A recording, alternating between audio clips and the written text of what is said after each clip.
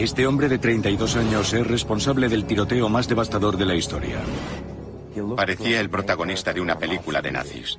¿Qué le llevó a cometer esta masacre? Se acercó a una de las personas que estaban en el suelo y la remató. Reconocidos expertos internacionales intentan elaborar un perfil psicológico de Anders Behring Breivik. Simplemente se convirtió en un cazador. La gente corría todo lo que podía y gritaba. Repasaremos los movimientos del asesino durante su misión de 3 horas para colocar una bomba y matar a tiros a 77 personas. Fue una masacre sangrienta. Y a muchas otras luchando por sus vidas. El objetivo de este tipo de ataques es provocar miedo y pánico. Los psicólogos examinan sus motivos. Seamos sinceros, es un asesino de chavales. Y los expertos en terrorismo buscan las raíces de esta filosofía retorcida. Temo que si esto puede ocurrir aquí, pueda ocurrir en cualquier parte. Masacre en Noruega, en la mente del asesino. En Oslo, el viernes 22 de julio a las 15:25 de la tarde, un asesino desconocido lleva a cabo el primero de 2 ataques que sacudieron al mundo. A las 3:30 de la tarde, una enorme bomba explota en el centro de la ciudad.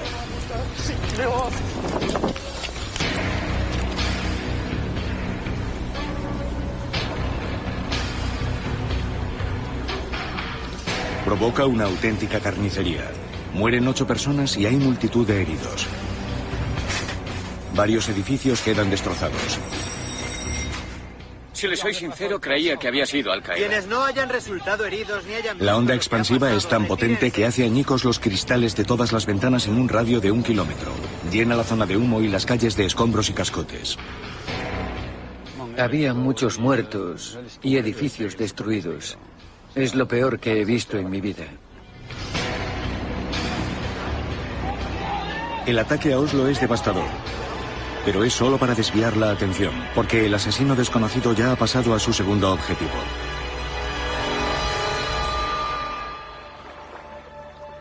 Identifica la pequeña isla de Utoya, 40 kilómetros al norte de Oslo. Utoya está en el lago Tirisford, que mide 10 hectáreas, aproximadamente unos 15 campos de fútbol. La isla tiene una espesa vegetación de pinos. Tiene claros en el centro y 7 pequeños edificios, entre ellos un antiguo colegio, una granja y un granero. Hay también un camping. Y en la isla se encuentran 600 personas disfrutando de un idílico retiro de verano.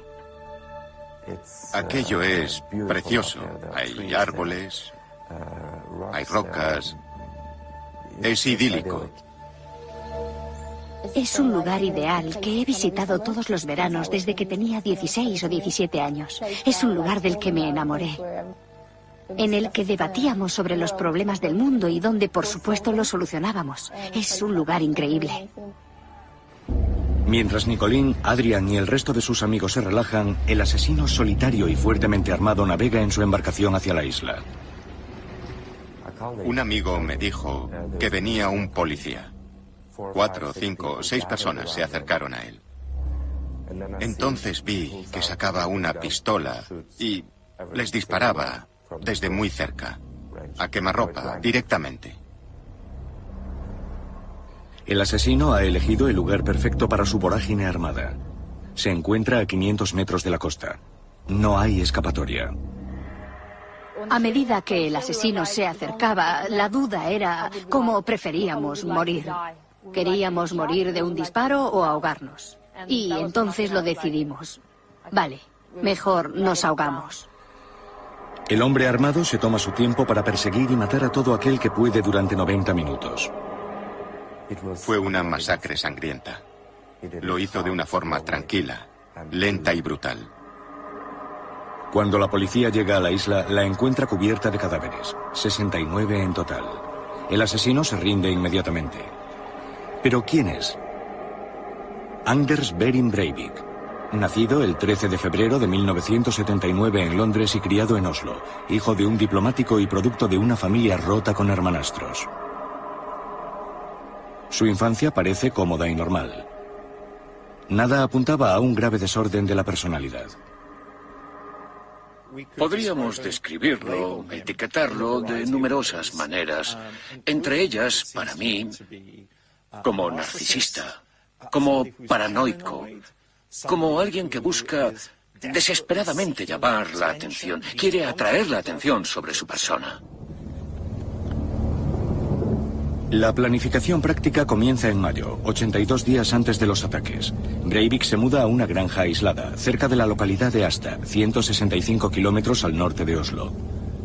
La ha alquilado para que sea el cuartel general para su operación. Está escribiendo un confuso manifiesto de 1500 páginas que titula Declaración de Independencia de Europa. Es la base para su despiadada campaña de terror en busca de una Europa libre de musulmanes. El profesor Wilson es psicólogo criminal y exdirector de un centro penitenciario. El manifiesto de 1500 páginas está dividido en 3 libros y básicamente afirma que Europa ha sido ocupada por la inmigración, especialmente por los inmigrantes musulmanes. Breivik es bastante islamófobo, xenófobo y racista. Afirma que quieren recuperar Europa para la cristiandad.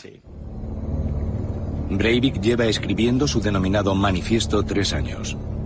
Es parte autobiográfico, parte arenga política y parte manual terrorista. En muchos aspectos, esta es la forma de Breivik de comunicarse con un mundo mayor. Su manifiesto es, para él, por usar otra analogía, su Mein Kampf. Breivik alquila una granja aislada porque es un lugar más tranquilo para terminar su manifiesto, ocultar su arsenal de armas y fabricar una bomba letal. No despierta sospecha alguna. Era un hombre normal. Nada nervioso, educado. Normal, como suelen ser los noruegos. Investiga online sobre ingredientes para bombas y a continuación compra los suministros necesarios. Charles Subridge es exmiembro de los cuerpos de inteligencia de la policía y el ejército. Para fabricar este artefacto, que llevaba más de 1 tonelada de explosivos, en primer lugar necesitas mucho material, por ejemplo, fertilizante, y los materiales adicionales, pero también necesitas instalaciones para mezclarlos en las cantidades adecuadas. La premeditación de Breivik y sus meticulosos preparativos quedan claros en su manifiesto. Escribe: sigo buscando métodos para purificar la bomba. El fracaso no es una opción. Este es el método de Lira para fabricar sus explosivos. El jueves 21 de julio a las 13:30, Breivik está listo. Deja su furgoneta en la granja alquilada y sale a por un último ingrediente. Vuelve en taxi para realizar los últimos preparativos. Cuando volví a la granja, vi su furgoneta, que estaba aparcada delante de su casa, y estaba así. Puede que ya tuviese la bomba dentro, porque parecía muy pesada. Los preparativos han terminado. La bomba está preparada. Este es el momento que Breivik ha estado aguardando. El acto principal de su misión.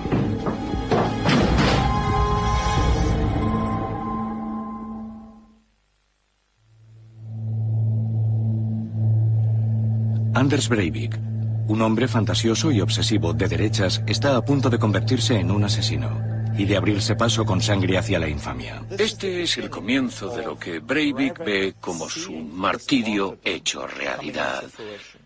Sabe que está dando pasos que llevarán a una conclusión particular que ha meditado muy cuidadosamente y que ha planeado durante un largo periodo de tiempo. Son las 10 de la mañana del día de su ataque. Se conecta a su ordenador por última vez. Sube un vídeo antiislámico a YouTube.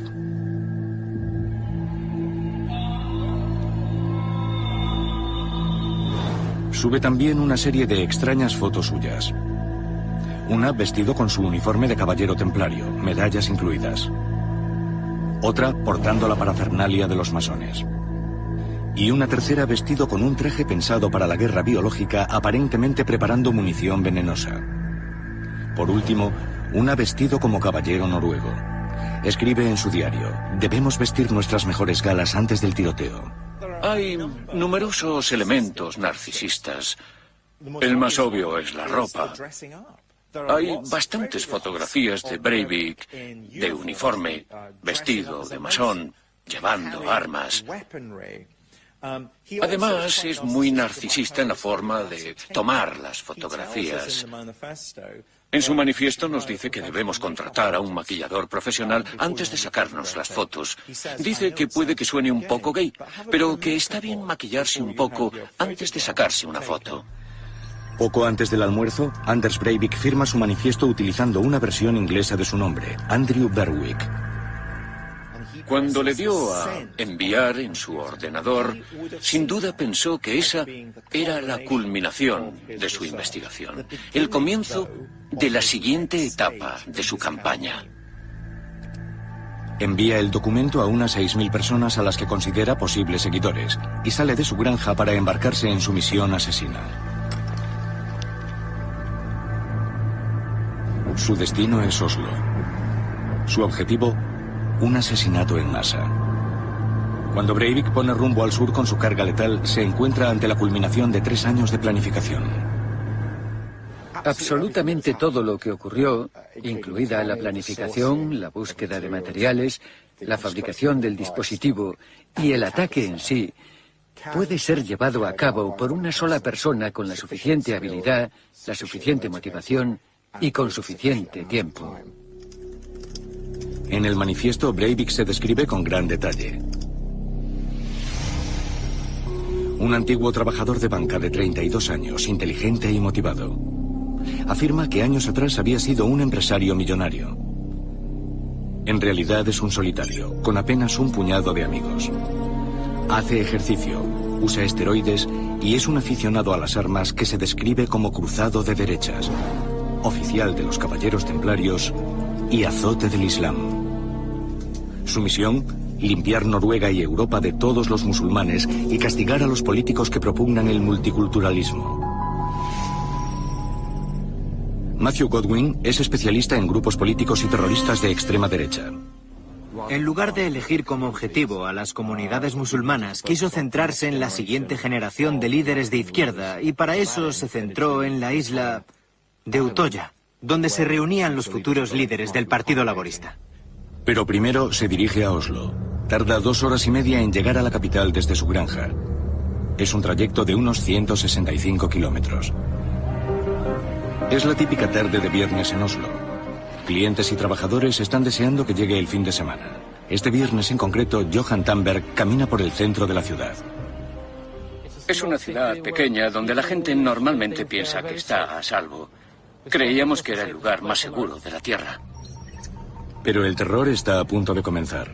Breivik aparca su furgoneta cargada de explosivos caseros junto a los edificios gubernamentales, en pleno centro de la ciudad. La suerte está echada. Quienes no hayan resultado heridos ni hayan visto lo que ha pasado, retírense. Johan Tamberg se ve atrapado en la explosión y graba estas imágenes exclusivas. Puse en marcha la cámara. El edificio gubernamental estaba totalmente destruido. Voy a entrar. Tengo que sacar a la gente. Había gente tumbada en la calle. Algunos habían perdido el oído. Había sangre por todas partes y todos estaban en estado de shock. Era terrible. Aléjense todo lo que puedan. ¡Vamos, salgan de aquí! La bomba, fabricada con fertilizante y cargada con combustible, provoca una enorme devastación. Pasé por la gente de persona en persona para tomarles el pulso para ver si estaban vivos. Algunos no. ¿Tiene pulso? Sí. Se pondrá bien. Y seguía hacia el siguiente cuerpo. 8 personas mueren a causa de la letal deflagración y muchas más quedan gravemente heridas. Las imágenes de Nueva York, el 11S, me vinieron a la mente y pensé, este es el terror que estábamos esperando. Esto es Noruega, una sociedad liberal, abierta y tolerante, nada acostumbrada a actos de terrorismo. Pero este también es un acto de despiste. Si todos tus recursos están canalizados, por ejemplo, en este caso, hacia la explosión de una bomba, es un gran error, especialmente en la era del terrorismo de Al-Qaeda, cuando los ataques múltiples son tan habituales. Si envías todas tus ambulancias, todos tus recursos policiales hacia un edificio, te expones a que se produzca otro ataque del tipo del que ocurrió. Mientras Oslo se tambalea, Anders Breivik ya se ha puesto en marcha. Toma un taxi y se dirige hacia su segundo objetivo. Utoya es una isla de tan solo 10.000 metros cuadrados en un lago situado a 40 kilómetros al norte de Oslo. Lleva el taxi por la orilla este del lago y se detiene ante un pequeño muelle. Allí alquila la embarcación que le llevará a Utoya. Poco antes de las 5, vestido con su uniforme de policía y armado, cruza los 500 metros del canal y llega al muelle de la isla. En Utoya se encuentran unos 600 jóvenes del Partido Laborista. Entre ellos un estudiante y camarero de 21 años, Adrian Brackon. Vegard Grosli Vennesland, de Oslo, y Nicolín Bjergesi, de 21 años, que han llegado a la isla esa misma mañana. Acaban de enterarse del atentado de Oslo. La gente estaba confusa. Llamaban a sus amigos, se abrazaban, lloraban. Lo último que se dijo en las reuniones fue que debíamos pensar y recordar que Utoya era posiblemente el mejor lugar, el más seguro en aquel momento. Alguien llamó a sus padres y ellos le dijeron: nos alegramos de que estés en la isla porque estás a salvo y no tenemos que preocuparnos. Pero se equivocan. Breivik ya viaja a bordo de un barco que navega hacia la isla. Iba vestido de policía, así que yo al verlo así y caminando con tanta calma pensé que no pasaba nada. Pero entonces vi que iba muy armado y recuerdo que me pareció raro, pero al menos era un policía. Se camufló deliberadamente poniéndose un uniforme de policía. Evidentemente era una artimaña. Pretendía usar el uniforme para tranquilizar a las personas a las que estaba a punto de matar. Una vez que atraca con su motora en el muelle de la punta este de la isla, Breivik se dirige hacia la casa principal, donde dispara a su primera víctima casi inmediatamente. Después, camina tranquilamente hacia la cafetería, donde se han reunido la mayoría de las personas tras enterarse del atentado. Les llama con señas y después abre fuego. Oí gritos. Y vi gente corriendo. Y vi cómo caía gente que estaba corriendo, porque les habían disparado por la espalda. Se acercó a una de las personas que estaban en el suelo y a continuación la remató. Y después se acercó a otra y también le disparó en la cabeza. La gente venía corriendo hacia nuestro campamento, gritando. Decían que había una persona disparando, un hombre con un arma y que nos escondiésemos. Y recuerdo que pensé que alguien nos estaba gastando una broma. Pero no es una broma. Breivik ha iniciado su vorágine asesina. Camina por el camping que se encuentra en el medio de la isla buscando víctimas y matándolas una a una. La bomba que había puesto junto a los edificios gubernamentales tiene una distancia psicológicamente entre las personas que murieron a consecuencia de la explosión de la bomba y Breivik. Pero cuando Breivik dispara en la isla, mira a la gente cara a cara. Estaba muy tranquilo. Caminaba hacia la gente y les disparaba. Seguía en otra dirección, disparaba, miraba a su alrededor, viendo a quién más matar, disparaba. Estaba tranquilo. Parecía el protagonista de una película de nazis. Llevaba el pelo hacia atrás, era rubio y tenía una mirada en la cara como rocosa. Un cámara de televisión, Marius Arnesen, sobrevuela en helicóptero la isla. Le han enviado a investigar unos presuntos disparos. Miramos al agua y vimos a un montón de personas nadando. Después vimos la barca y empezamos a pensar de forma diferente. Nos dimos cuenta de que allí ocurría algo terrible. Breivik, armado con un arma automática, dispara a todo aquel con quien se encuentra. Quienes no están en el camping empiezan a dispersarse por los bordes de la isla, a ocultarse entre los árboles o detrás de las rocas y bajo los acantilados de la costa. La gente corría por la zona de las tiendas. A medio camino de la zona de acampada me paré, me di la vuelta y me escondí detrás de una tienda grande para ver qué pasaba. Corrí hacia una pequeña zona del bosque y cuando llegamos a una cabaña me escondí con otras 40 personas. La gente se tiraba al suelo, unos encima de otros, para intentar ocultarse, ser invisibles desde el camino por el que caminaba el asesino. Pero había demasiadas personas. Breivik sigue acechando a sus presas, buscándolas y disparando. Simplemente se convirtió en un cazador. Simplemente se convirtió en un ejército de un solo hombre. En un soldado que tenía que hacer lo que tenía que hacer. Seguramente se sintió muy poderoso, porque su misión era exterminar, como él lo veía, matar al mayor número de jóvenes posible. Yo me escondí en uno de los dormitorios, debajo de una cama. Me escondí allí y recé. Fue una masacre sangrienta. Estaba tan tranquilo, tan relajado, tan controlado, que se notaba que lo había planeado durante mucho tiempo. A partir de los testimonios de los supervivientes podemos reconstruir cómo se desarrolló la vorágine asesina de Breivik. Llega al muelle este poco después de las 5 de la tarde y mata a su primera víctima 30 segundos después. Después toma el camino principal hacia la cafetería. Aquí es donde se han reunido la mayoría de los estudiantes tras conocer la noticia de la bomba de Oslo.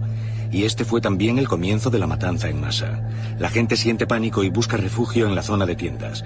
Ahí es donde Adrian fue testigo del primer tiroteo a sangre fría.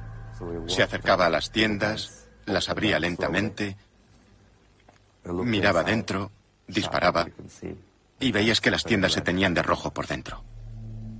Algunos jóvenes se parapetan en el interior de los pocos edificios de la isla, como Vegar, que se esconde dentro de la vieja escuela. Entonces empecé a mandar mensajes de texto a casa, como si fuese el último mensaje o algo así. Gracias por todo, os quiero. Muchas personas intentan refugiarse en el bosque, mientras que un grupo en el que se encuentra Nicolín se dirige hacia la costa oeste, donde se parapetan en una pequeña plataforma protegida por un acantilado en el punto más alto de la isla. El saliente estaba como un par de metros por debajo del camino. Y oímos cómo cambiaba el cargador o cómo ponía balas en el arma. Y oíamos nuestros corazones latir rapidísimo, a toda velocidad. Todo el mundo intentaba contener la respiración y no decir nada. Se cree que Breivik entonces dio la vuelta y continuó por la costa hacia el muelle. Fue allí donde lo filmaron de pie, junto a varios cadáveres en la orilla. Aquello era mucho peor que una película. Todo el mundo piensa que si huyes de alguien en una isla tienes que meterte en el agua, hay que lanzarse al agua, y eso fue lo que hicimos. Intentan huir nadando, pero Breivik los ve. Me apuntó con su ametralladora. Me apuntó directamente, la vi directa hacia mí y vi que no tenía miedo en la mirada. Era la mirada de un asesino. Una mirada que te dice que estás a punto de morir. Así que grité con todas mis fuerzas y le supliqué que no me disparase. Por favor, no lo haga. Y no sé por qué él no lo hizo. Se dio la vuelta hacia las personas que estaban nadando. Les disparó unas cuantas balas y les gritó: hoy es el día en el que vais a morir, os mataré a todos. Adrian es una de las figuras borrosas de esta imagen congelada que observa como otro de sus amigos suplica a Breivik por su vida. Oí sus botas acercándose. 2 metros, 1 metro. Estaba encima de mí. Le oí cargar el arma y supe que todo había terminado. Adrian recibe un disparo en el hombro. La policía todavía está a media hora de distancia.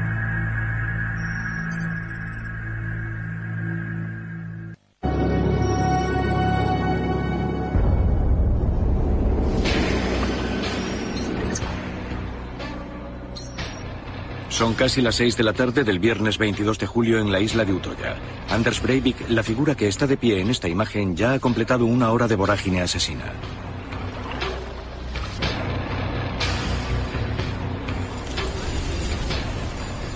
En Oslo, los servicios de emergencia se enfrentan al peor ataque terrorista de la historia del país desde la Segunda Guerra Mundial.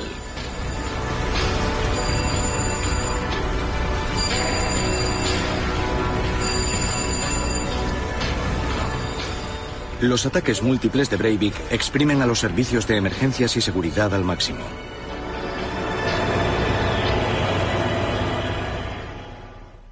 Los psicólogos criminales empiezan a elaborar el perfil de un narcisista solitario. Alguien con ideas antiislámicas violentas, que lleva planificando este letal ataque 3 años.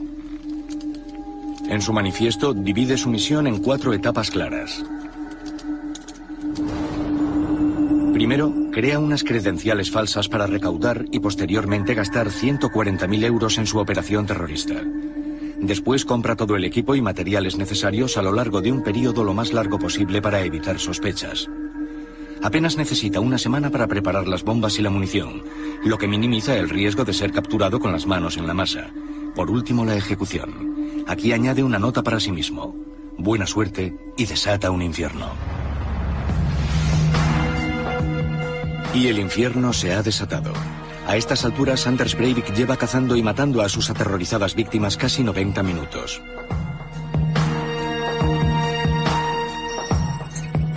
El psiquiatra forense, profesor Jeremy Coit, cree que Breivik no muestra signos externos de locura.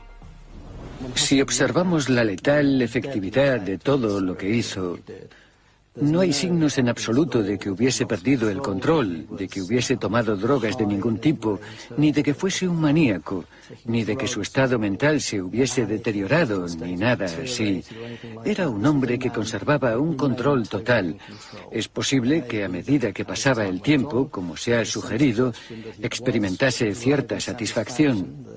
Hay testigos que afirman que gritaba mientras mataba a la gente, pero en general en ningún momento llegó a perder el control de sí mismo. Todo iba como un reloj, todo marchaba según el plan. Por fin, el viernes 22 de julio, a las 6:25 de la tarde, la Brigada Especial Antiterrorista de la Policía llega de Oslo en 2 grupos de 5. Un equipo se dirige al norte de la isla y el otro al sur. De repente oí unos gritos, como nunca había oído antes. Miré hacia arriba y vi a 3 policías que venían hacia mí con ametralladoras. Y recordé que aquel hombre, aquel terrorista, también era un policía. Entonces pensamos, oh Señor, ya viene el resto. Vienen a matarnos. Así que les tiramos piedras, gritamos, lloramos. Pero nos dimos cuenta enseguida, cuando empezaron a atender nuestras heridas, de que eran policías de verdad y de que habían venido a ayudarnos. Había gente fuera gritando, dando órdenes a los demás. Vamos, vamos, y cosas así. No recuerdo exactamente lo que era, pero sí que me tranquilizó bastante. Estaba deseando que entrasen. Fue un momento de gran alivio. Y más si cabe, cuando entraron en la habitación en la que yo estaba, vieron que solo había 2 civiles y nos dijeron que pasásemos al comedor y vimos a 35 de nuestros camaradas y ninguno estaba muerto. Estaban vivos. Cuando la policía encuentra a Breivik, este ya ha tirado sus armas, se rinde sin oponer resistencia. Llegamos a un claro y de repente encontramos al tirador con las manos sobre la cabeza. Lo detuvimos siguiendo el protocolo habitual. Sus armas estaban a unos 50 metros en el suelo. La rendición tranquila de Breivik parece distinguirle de otros asesinos en masa. Hombres como Thomas Hamilton, que en 1996 mató a 17 escolares escoceses y a su profesora en Dunblane y después se suicidó. O Eric Harris y Dylan Klebold, que llevaron a cabo la masacre del Instituto Columbine en 1999. Ellos también volvieron sus armas en su propia contra. Por supuesto, lo que es interesante sobre Breivik como asesino en masa es que no se quita la vida. No se quita la vida porque a mí me parece que piensa librar su guerra en una variedad de frentes. La suya era una guerra que no se libraría solo con balas y bombas, sino que era una guerra que se libraría con palabras tras su detención. Él quiere que su juicio sea público. Quiere una plataforma pública para poder justificar de alguna manera su conducta.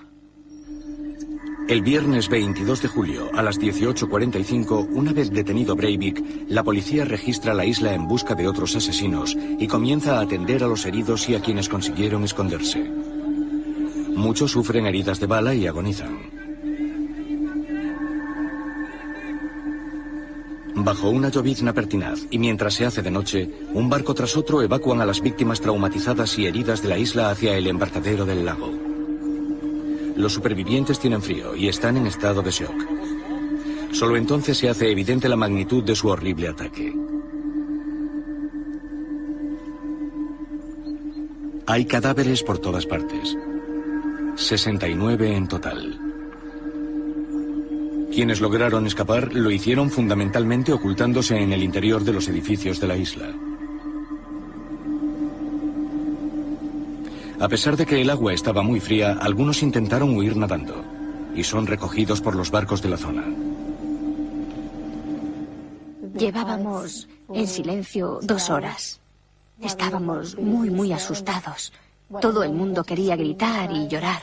Y cuando nos rescataron, todos dejaron aflorar sus sentimientos. Llamaron a sus padres y se pusieron histéricos. Un chico me cogió de la mano y me dijo, gracias, muchas gracias. Te demostraban su agradecimiento. Otros simplemente ponían las manos así y no les pude ver la cara. Pero estaban mojados y tenían frío, temblaban. Otros barcos rodean la isla filmando y buscando supervivientes entre las víctimas inmóviles que yacen sobre la orilla. Recuerdo que había gente boca abajo. Podían ser chaquetas. Pero me di cuenta de que en realidad eran jóvenes muertos, tirados por la orilla y por todas partes.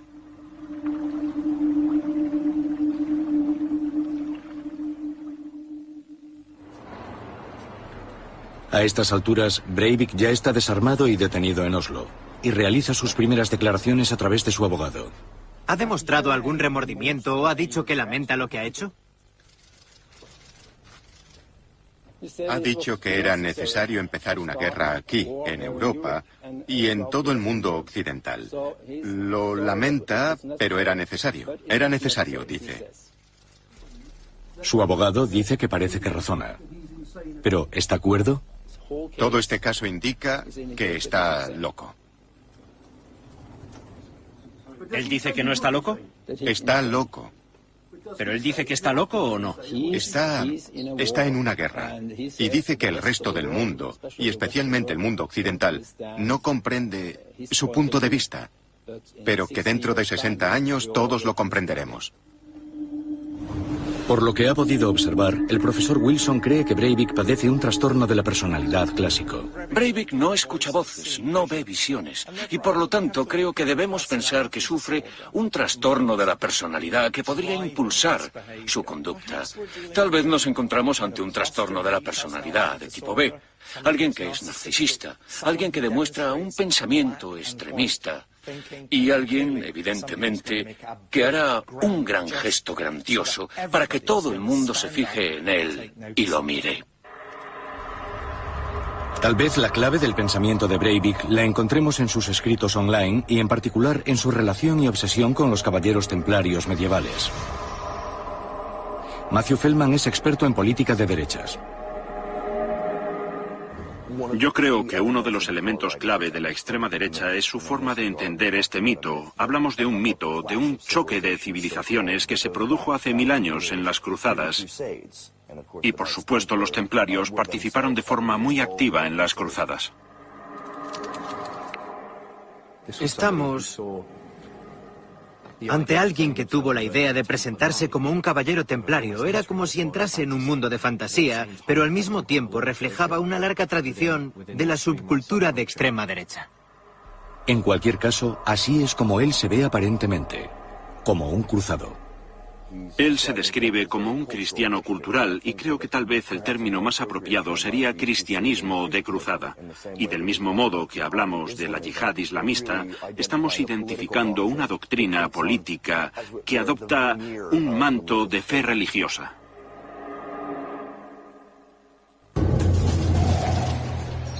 Mediodía del lunes 25 de julio. Breivik es trasladado al principal tribunal de Oslo para la primera vista.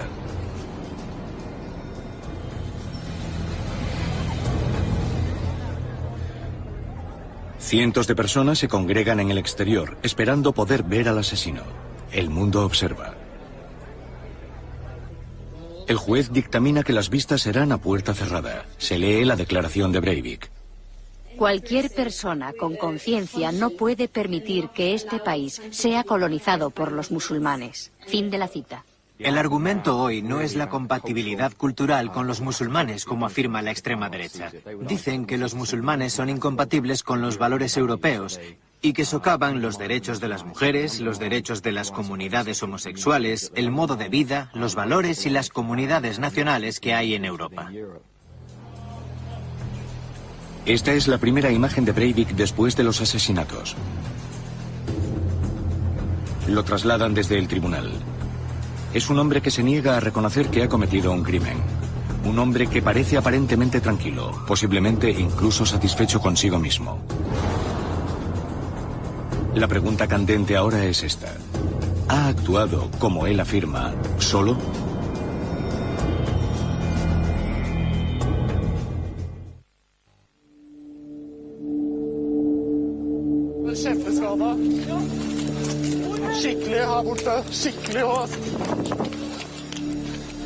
En un solo día, un hombre ha creado su propia versión del 11S, con 77 muertos. Una espiral de terror que, aunque a una escala mucho menor, en términos de impacto sobre el pueblo de Noruega, es igualmente chocante e incomprensible.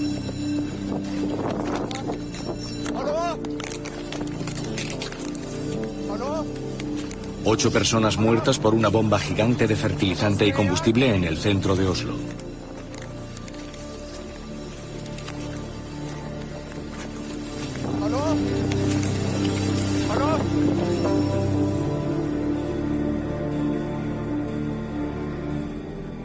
Y después el abatimiento a tiros de 69 personas desarmadas que disfrutaban de unas jornadas políticas de verano en una isla preciosa.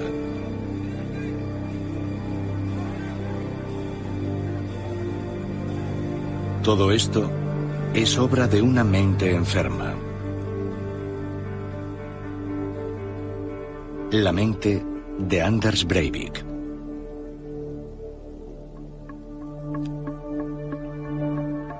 Breivik desea convertirse en el enemigo público número 1 y parece disfrutar de su fama. Cuando abandona el tribunal de Oslo, apenas 72 horas después de llevar a cabo las masacres, no muestra señal de remordimiento. Yo diría que sentía una enorme satisfacción y que había conseguido lo que quería. El país entero se conmueve ante este desastre. Las ofrendas florales y los altares improvisados empiezan a aparecer tras la tragedia. No nos intimidarán ni amenazarán estos ataques. El objetivo de ese tipo de ataques es generar miedo y pánico. No permitiremos que eso ocurra.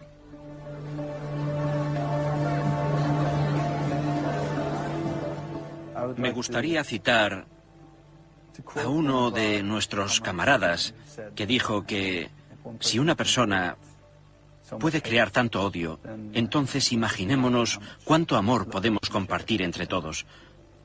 Puede que sea más violento que nosotros, pero nuestras ideas son mejores y son nuestras ideas las que prevalecerán. Y ganaremos, estoy seguro.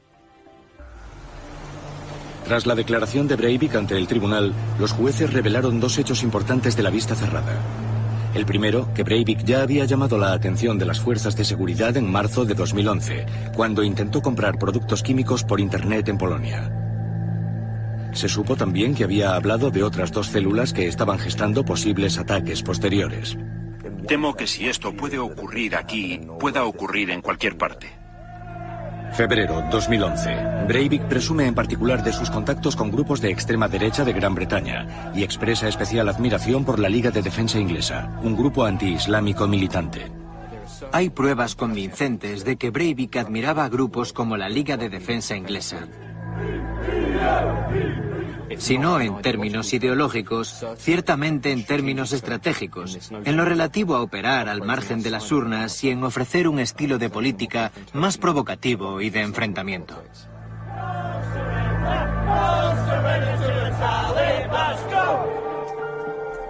Breivik esbozó sus creencias políticas en su manifiesto de 1500 páginas, en el que exploraba todos los aspectos de la sociedad moderna, la religión y las relaciones interraciales, y lo envió a más de 6000 personas. Intentaba ofrecer una guía a ciertas facciones de la extrema derecha europea. Se trata de un hombre que no solo explicaba lo que le pasaba al mundo tal y como él lo veía, sino que dejó tras de sí un proyecto detallado para posibles sucesores o imitadores de su ataque. Es un documento en el que se propone explicar por qué se comportará como se comportará.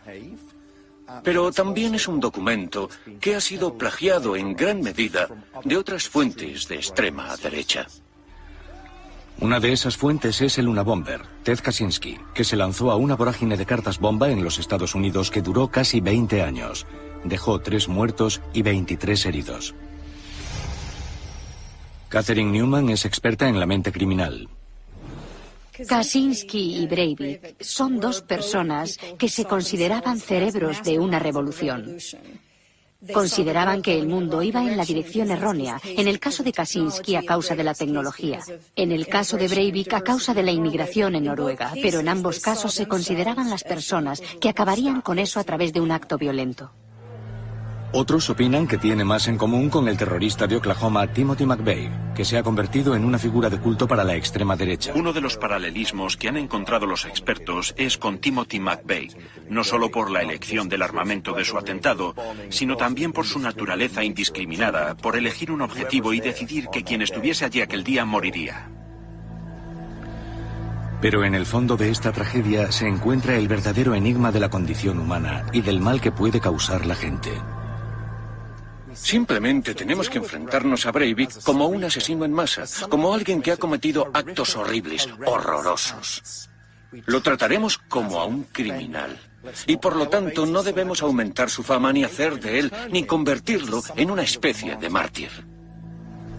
El impacto más inmediato, por supuesto, es el sufrido por las familias de las víctimas y por todo el pueblo noruego que lloran a sus muertos. ¿Qué es lo más horrible que le puedes hacer a una persona? Probablemente matar a sus hijos y dejarla con vida para que los llore.